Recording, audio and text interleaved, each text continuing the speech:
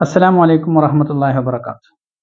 പ്രിയ സുഹൃത്തുക്കളെ, തിരുവനന്തപുരത്തുള്ള എൻ്റെ ഒരു സുഹൃത്ത് എന്നെ വിളിച്ച് ചോദിച്ചു, മുസ്ലിങ്ങൾക്ക് ബാങ്ക് കൊടുക്കാമോ എന്ന്. സംഭവം എന്താണെന്ന് ഞാൻ ചോദിച്ചു. അപ്പോൾ അദ്ദേഹം പറഞ്ഞു, അവിടെ അവരുടെ നാട്ടിൽ തിരുവനന്തപുരം ഈഞ്ചക്കൽ എന്ന പേരുള്ള ഒരു സ്ഥലത്ത് വ്യാപാരി വ്യവസായികളുടെ ഒരു പരിപാടിയിൽ അവിടുത്തെ യൂണിറ്റ് പ്രസിഡന്റായ ശ്രീ ബാലകൃഷ്ണനാണ് ബാങ്ക് കൊടുത്തത്, നോമ്പ് തുറക്ക് വേണ്ടി. സമൂഹ നോമ്പ് തുറയാണ്.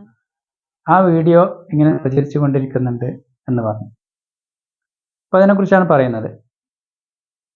ബാങ്ക് കൊടുക്കാൻ അതിൻ്റെ ഷർത്ത്, ബാങ്ക് സഹിയാകണമെങ്കിൽ അൻ യകൂന മുസ്ലിമൻ ആഖിലൻ, അവൻ മുസ്ലിമായിരിക്കണം, ബുദ്ധിയുള്ളവനായിരിക്കണം. മഹാബുദ്ധിമാൻ എന്നുള്ള അർത്ഥത്തിലല്ല, സ്ഥിരബുദ്ധിയുള്ള, മാനസിക അസ്വാസ്ഥ്യങ്ങളൊന്നും ഇല്ലാത്ത, മാനസിക രോഗിയോ ഭ്രാന്തനോ ഒന്നും അല്ലാത്ത ഒരാളായിരിക്കണം. അയ്യക്കൂന മുസ്ലിമൻ ആഖിലൻ, അങ്ങനെ ആയിരിക്കണം എന്നാണ്. അങ്ങനെ ഉള്ള ഒരാൾ ബാങ്ക് കൊടുത്താൽ ബാങ്ക് ശരിയാവുകയുള്ളൂ. അത് ഇബാദത്തുകൾ ശരിയാവണമെങ്കിൽ ഇബാദത്തിൻ്റെ അഹലുകാരായിരിക്കണം. അപ്പോൾ നിസ്കാരം നിർബന്ധമാണ്. ആർക്ക്? മുസ്ലിങ്ങൾക്കാണ് നിസ്കാരം നിർബന്ധം. മുസ്ലിങ്ങൾക്ക് നിസ്കാരം നിർബന്ധമില്ലല്ലോ. അപ്പോൾ മുസ്ലിം ആയതിനു ശേഷമാണ് ഒരാൾക്ക് നിസ്കാരം നിർബന്ധമാവുക. അതുപോലെ തന്നെ എല്ലാ ആരാധനാകർമ്മങ്ങളും അങ്ങനെയാണ്, ഇസ്ലാമിക വിശ്വാസം അനുസരിച്ച്. ആദ്യമായിട്ട് തൗഹീദ് അംഗീകരിക്കണം. അപ്പോൾ ഇവിടെ ബാങ്ക് സഹിഹായിട്ടില്ല. അതേസമയം നിസ്കാരമോ, അപ്പോൾ അതിനെ തുടർന്ന് നിസ്കരിച്ചല്ലോ, നോമ്പ് തുറന്നല്ലോ എന്നൊക്കെ സംശയം ഉണ്ടാകാൻ സാധ്യതയുണ്ട്. അതും ഇതുമായിട്ട് ബന്ധമില്ല. നിസ്കാരം വേറെ, ബാങ്ക് വേറെ.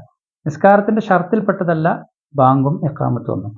ബാങ്കും ഇഖാമത്തും ഇല്ലാതെ ഒരാൾ നിസ്കരിച്ചു എന്ന് വിചാരിക്കുക, ബാങ്കോ ഇഖാമത്തോ കൊടുത്തിട്ടേ ഇല്ല, അങ്ങനെ ഉള്ളൊരവസ്ഥയിലും നിസ്കരിച്ചാൽ നിസ്കാരം സഹിയാകും.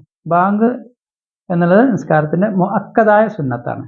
അത് ഒഴിവാക്കിയാലും പ്രശ്നമില്ല. നിസ്കാരത്തിൻ്റെ സാധുതയെ അത് ഇല്ലാതാക്കുന്നില്ല. അപ്പോൾ അതുകൊണ്ട് ഇവിടെ നിസ്കാരമൊക്കെ ശരിയാണ്, ബാങ്ക് ശരിയായിട്ടില്ല എന്ന് മാത്രം. മറ്റൊരു സംശയം അദ്ദേഹം തന്നെ ചോദിച്ചു, ഒരാൾ മുസ്ലിം ആവണമെങ്കിൽ ഷഹാദത്ത് കലിമ ചൊല്ലിയാൽ മതിയല്ലോ, അപ്പോൾ ഇയാൾ മുസ്ലിം ആയില്ലേ എന്ന് ചോദിച്ചു. കാരണം അയാൾ അഷ്ഹദു അല്ലാ ഇലാഹ ഇല്ലല്ലാഹ് വ അഷ്ഹദു അന്ന മുഹമ്മദ റസൂലുള്ളാഹ് എന്ന് പ്രഖ്യാപിച്ചല്ലോ എന്ന്.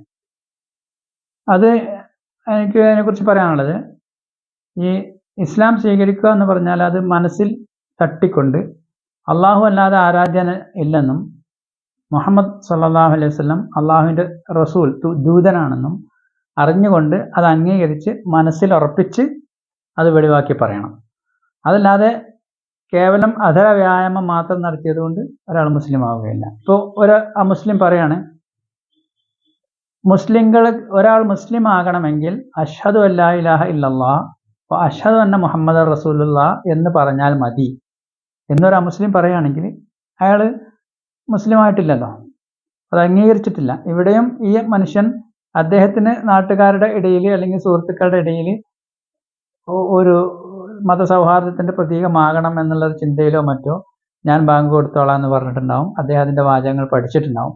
ശരിക്കും അറിഞ്ഞുകൊണ്ട് മുസ്ലിം ആകണമെന്ന് ഉദ്ദേശിച്ചുകൊണ്ടുള്ളൊരു പ്രഖ്യാപനം അല്ല അവിടെ, കേവലം ഹിക്കായത്ത് അല്ലെങ്കിൽ ഒരു പറച്ചിൽ മാത്രമാണ് എന്നുള്ളത് കൊണ്ട് തന്നെ അദ്ദേഹം മുസ്ലിമാണ് എന്ന് നമുക്ക് പറയാൻ പറ്റുകയില്ല.